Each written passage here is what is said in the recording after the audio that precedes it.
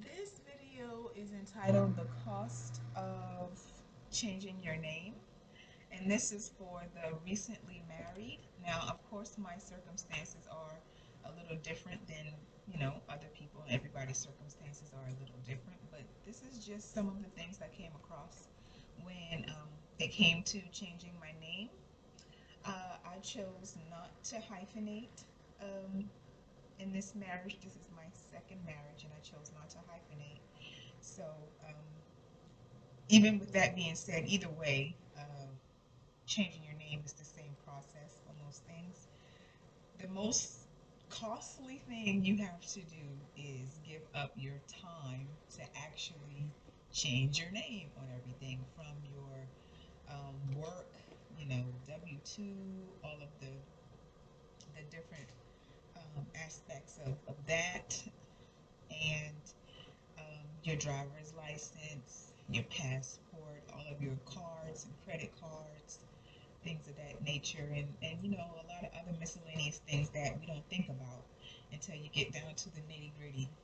Um, so, like I said, the most expensive thing is definitely time. The time that you have to put in to actually change it all, and it is gradual. You're not going to remember or have the time to do it all in a day or even a week. Maybe something that comes up in a month or so, and you're like, oh, I forgot to change my name on that. So no pressure. Everything is fine as long as you have the major things done. Especially if you're going to be traveling, you want to go ahead and do your passport because we all know that it's going to take at least 6 to 8 weeks, a minimum, to process that. And with COVID, it may even take a little long for some people. So that might be the longest time wise thing that you have to do. The other thing is um, your marriage license, of course, your marriage certificates, which is your official document after you get married to solidify and to prove that you are indeed married to this person. In my state, the marriage certificates are $10. The marriage license was $60.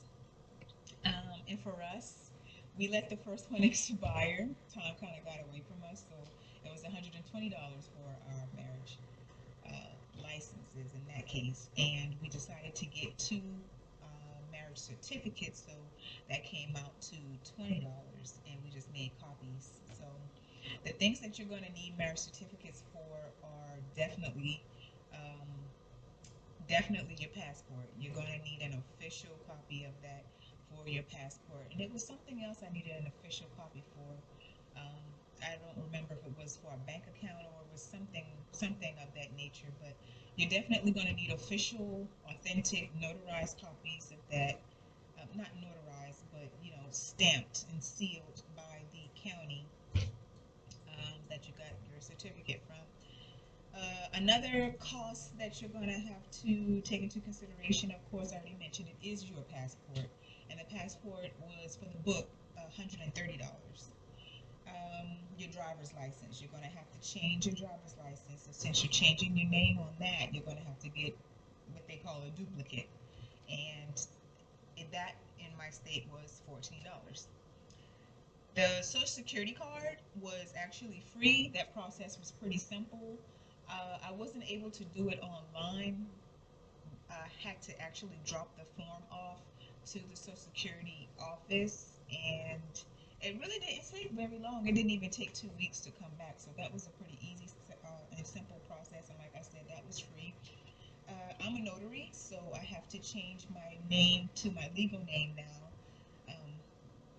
And so, of course, I have to get my stamp, uh, which is probably going to be about between $20 and $30 for the actual notary stamp.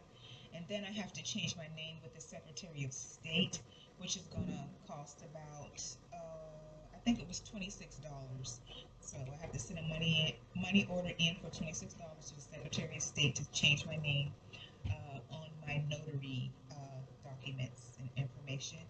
And let's see, I'm also uh, an entrepreneur, business owner, landowner, landlord, and whatnot. So I am choosing not to change my name on all of those things because it's just a a little less stressful to to not have to deal with all of that unless I absolutely have to. So if I have to ever prove anything, I'll just show my social security card, my name change, or an official marriage certificate to see that this is my official new last name. So for the things that I really don't have to change, or for things that are gonna take a whole lot of effort, uh, like changing names on titles or deeds and things like that, I'm not even going to deal with, because they can still, you know, figure out that it's you and know that it's you, for the most part. So those are the things and some of the expenses that comes with changing your name. I'm pretty sure it's not just applied to marriage. Like if you just choose to change your name in any way, form, or fashion, you're going to have to go through most of these steps. So that was just a little brief intro to that and some of the things that I had to deal with. And I hope that this was helpful to some of you newlyweds, just to give you a heads up about what to expect. And you be blessed. Thanks for watching.